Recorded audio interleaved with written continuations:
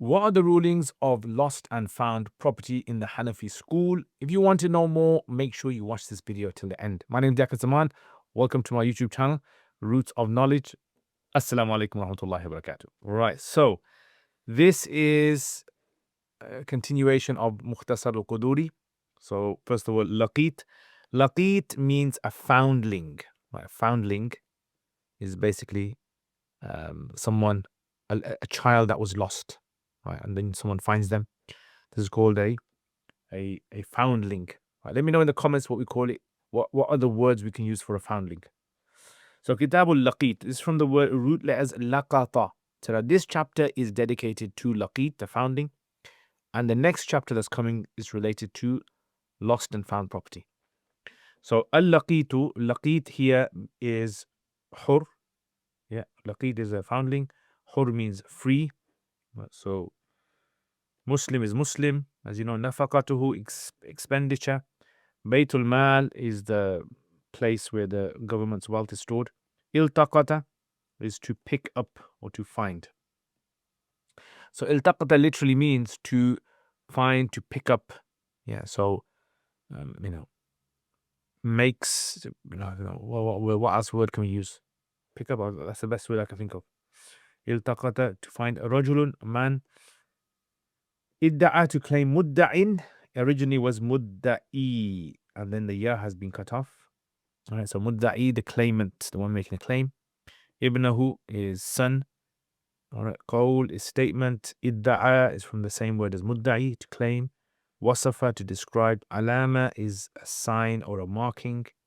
Jasad, body. All right. Awla means more deserving. Misr is a city. Qarya, village. Qura is the plural of qarya. Sabata, established. Nasab, this lineage. Right, so the family tree. And okay, what else do we have here? And again, a lot of these are straightforward, so I don't want to spend too much time on. Ahl Zimma are non-Muslims living in a Muslim country. Bi'a is a synagogue. Kanisa, a church.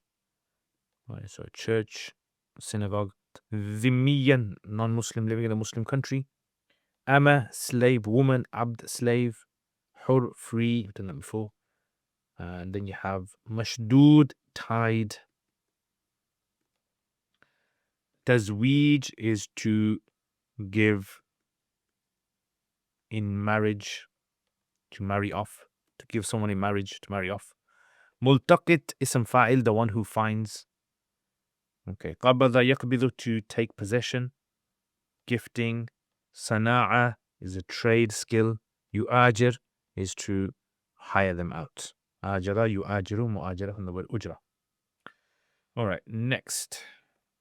And let me know in the comments if you find this part of the video interesting. Do you find this part interesting where I explain the meaning of the words, or can I skip it out? Let me know. All right, so next one, this is now we want to try and work out the tarkeeb. So Kitab al-Liaquat, هذا Kitab al-Liaquat. Al-Liaquat مبتدا حر, first khabar. Muslimun, second khabar. ونفقته is عطف.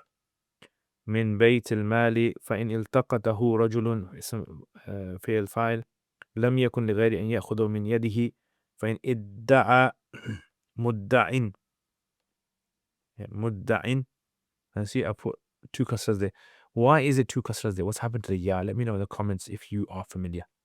أنه ابنه خبر فالقول مبتدأ قوله is خبر وإن ادعى إثنان ووصف أحدهما فعل فاعل علامة في جسده فهو أولى مبتدأ خبر وإذا وجد في مصر من أمصار المسلمين. Now, Misr, if you're talking about the country Egypt, then it's غير منصرف. But if you're just using the word Misr to mean a country, then it's not غير منصرف, it's منصرف. أو في قرية من قراهم فادعى ذمي أنه ابنه ثبت نسبه في الفاعل كان مسلما خبر of كان إن وجد في قرية من قرى أهل الذمة أو في بيعة أو كنيسة. That's all عطف onto بيعة. كان ذميا خبر ومن ادعى أن اللقيط. Now I think you guys can figure out what's happening here. Right, you should be able to explain it. أن اللقيط عبده أو أمته. Again, that's the خبر of أن. لم يقبل منه. So this is مجهول. وكان حرا خبر. ادعى عبد أنه ابنه ثبت نسبه منه وكان حرا. وإن وجد مع اللقيط مال.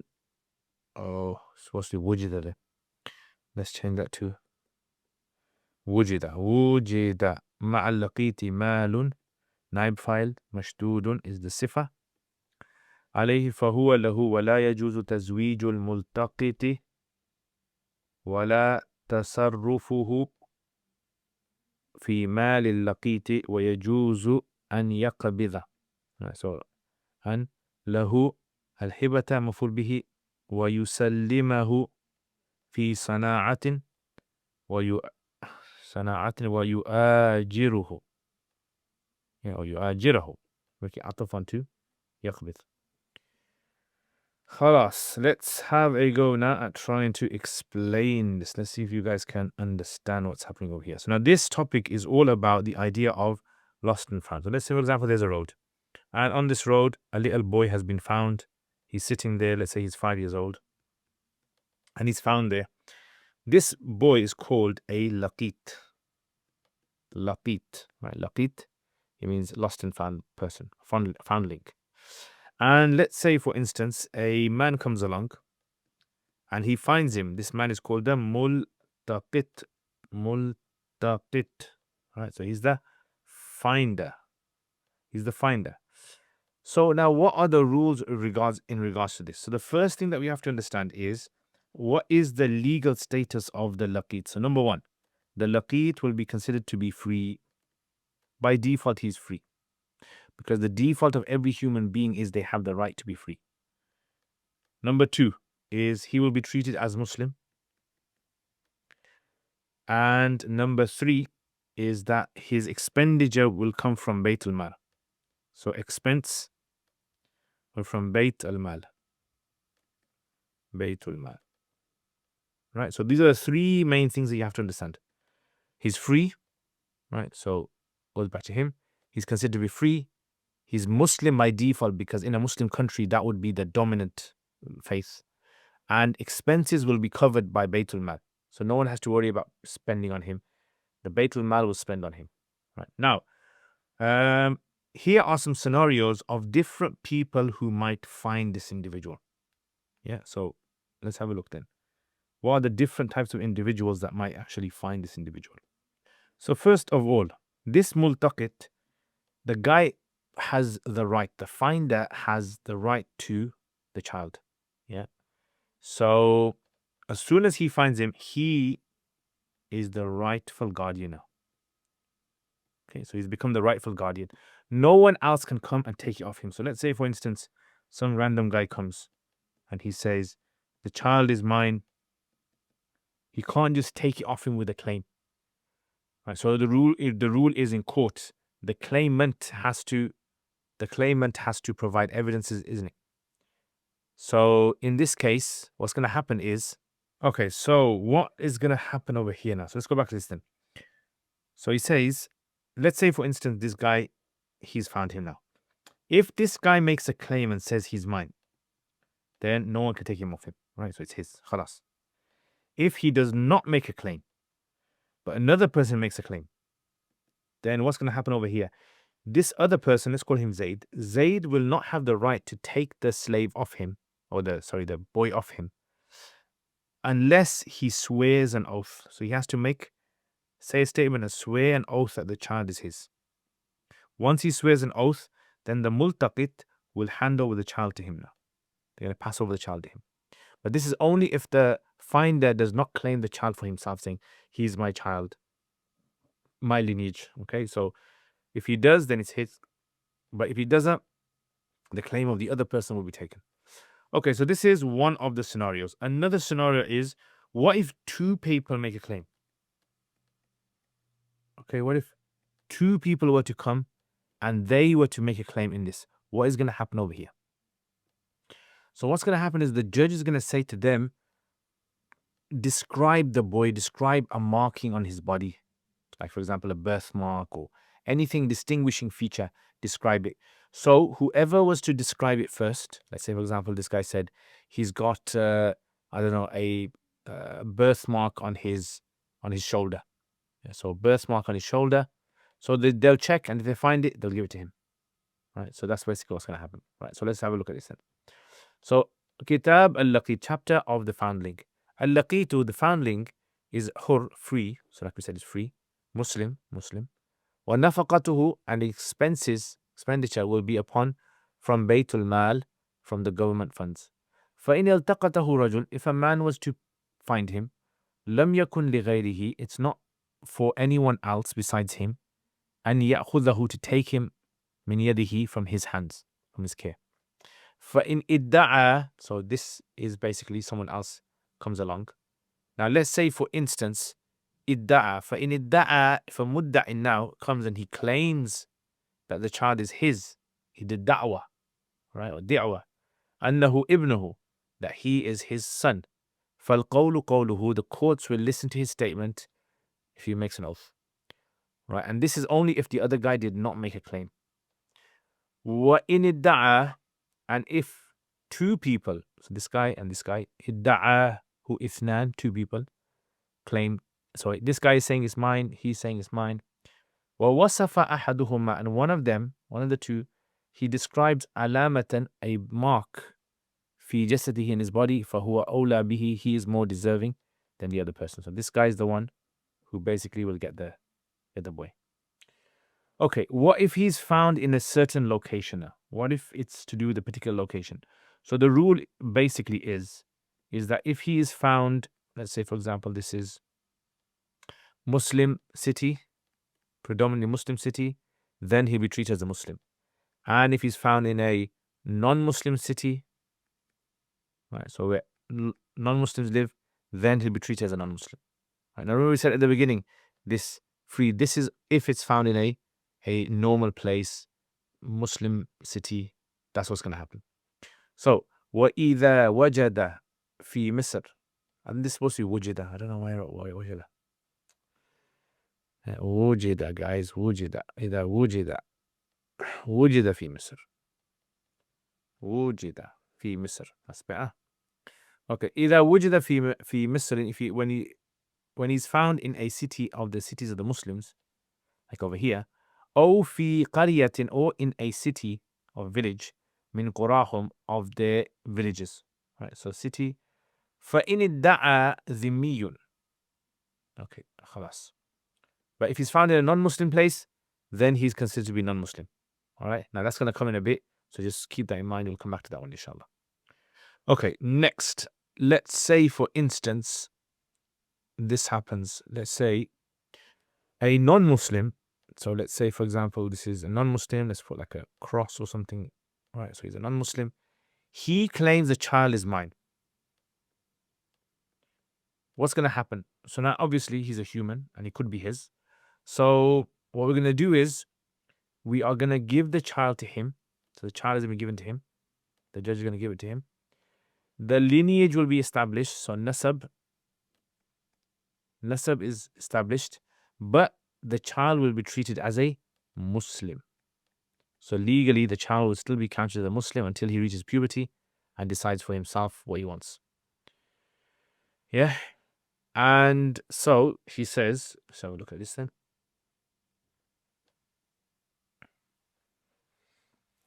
فَادَّعَى, he says, if a child is found in a قرية من قراهم, فَادَّعَى ذِمِّيٌّ. All right, so this is now the dhimmi now. Let's look at the dhimmi. The dhimmi finds him in a Muslim. Yeah, he's found there, and he claims that he's mine. فَادَّعَى ذِمِّيٌّ, and the dhimmi claims أنه ابنه, that he's my son. ثَبَتَ نَسَبُهُ, the nasab will be given to him, nasab established, minhu, from him. So legally all the paperwork or documents will be his. وَكَانَ مُسْلِمًا, but he'll still be treated as a Muslim. وَإِنْ وُجِدًا, if however he's found في قرية من قرى, in the villages of the non-Muslims, or in a church, be a synagogue, or in a church, كَانَ ذِمِّيًّا, then he'll be treated as a dhimmi. So in other words, the only way for him to be treated as a dhimmi is if he is found in a church, and that church could be in a Muslim country or even a non-Muslim country, right? So whether it's in a Muslim country or a non-Muslim country, or a synagogue, or in a non-Muslim land, then he'll be treated as a dhimmi. Right. So basically, the default state here, the government will treat him as a Muslim, and the offset state is that he'll be treated as a dhimmi if he's found in a non-Muslim land, non-Muslim village, city, or if he's found in a church, synagogue, temple, etc. Okay. Remember, the government is trying to do the best for the child. They're trying to figure out who this child belongs to. So that's why all of these, checks and balances are in place. All right. Next. All right. So let's say, for instance, now, let's say, so these are two scenarios. A person is found. So let's say this is the little boy. I don't know why I'm making him sit down on the street. Yeah. So this is the Liaquat. Sounds a bit like my name, Liaquat. Liaquat. All right. So this is like. By the way, if you guys like my videos, please share my videos with others. Hit the like button, subscribe, leave a comment, and also become a patron. It will help my channel a lot. Jazakallah khair. So let's say, for instance, someone now comes here and they say, right, that this guy is my slave. This kid is my slave. Right. So this is a big claim. This is right for someone to say this person is my slave, or this person is my slave woman. Right. What's going to happen? Because a lot of people might try and do that. They might try and get a free slave, make it up. So will the judge accept? No, the judge will not accept. Right. So the judge will not accept this, will not be considered to be his slave. In fact, man idda'a, whoever claims, like this guy over here, he makes a claim, anna al-Liaquat, that the foundling is abduhu, is considered to be his slave, male or female, or amatahu. Lam yuqbal minhu, it will not be accepted from him. Nope. Wa kana hurran, the Liaquat will still be treated as a free person, even if he takes him. He says, fine, you can take him, but he's a free person. Now, obviously, that guy's going to think twice now. The idea is you don't want to encourage this kind of mentality where people are kidnapping kids and then going around to the government saying, I found a kid and he's my slave. Right? So this can happen. So he says no. So the default state is every Liaquat is a free person. Okay, let's say another person comes, an actual slave comes and says, this is my son. So this guy's a slave. And he said, this is my son. Yeah, this guy is my son. So what's going to happen over here? Because if a slave has a son, potentially that slave is going to become a slave. That son is going to be a slave as well. So he says that in idda'a, if a slave claims annahu ibnuhu, that this guy is his son, thabata nasabuhu, his lineage will be established from him as long as he can bring, obviously, the oath or the statement. Wa kana hurran, and he will be considered to be free. Right, so he'll be considered to be free. Right, so in that last maslana, okay, or penultimate, you can say. Right, so let's say, for instance, this Liaquat has mal with him. He's got like a bag of money.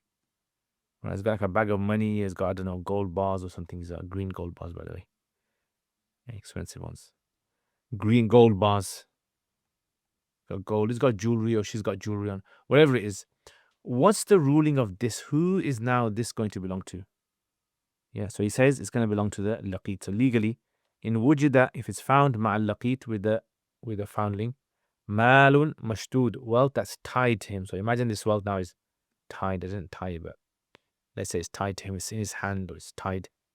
Then in that case, fahuwa lahu, then it's going to belong to him. Okay, now let's go back to the original multaqid, the finder. He's not claimed that the child is his, but he's just found him. All right, so let's, for example, let's come out with say this is the guy. This is the guy that's the multaqid, right, the finder. He's found him, taken him home, giving him some clothes, giving him some food. Now, is the multaqid allowed to go and marry off this Liaquat with, imagine, his daughter or something, or someone else? Can he marry him off? That's the question. And can he spend his money? So can he marry him off? Can he spend his money? So the rule is no, because he's not a guardian. He's not considered to be a legal guardian appointed by the government. So he doesn't have that right. So وَلَا يَجُوزُ, it's not permissible تزويج الملتقط. The multaqit is this guy, it's in file. It's not permissible for him or to marry off the boy to someone. وَلَا تَصَرُّفَهُ, and it's not permissible to deal, to invest في مال اللقيط, in the wealth of the foundling. خلاص. But let's say, for example, someone was to give him a gift. Right. So let's say, for example, someone came and someone wanted to, I don't know, give him like a toy car or something. Yeah, toy. Someone to give him a gift. Is he allowed to, is the multaqit allowed to take the gift on behalf of the laqit? So yes, he can receive the gift on behalf of the laqit. Right. So just like a guardian. So he has that power, but he just can't spend the money and he can't marry him off. That's something he doesn't have the power. Courts have not given that power yet. So yajuzu is permissible, and yaqbida for him to take possession, for him, for the laqit, al-hiba, wa yusallimahu, and also is permissible to put him in education. Right, so he's allowed to train him up. Okay, so training is permissible for him to do. So like puts him into carpentry or I don't know, on the field nowadays, puts him into apprenticeship school, and also he's allowed to hire him out. Right, hire out. So he hires him out to people. Let's say, for example, someone needs some work done in their garden, he can hire him out. All right, so hiring out is permissible.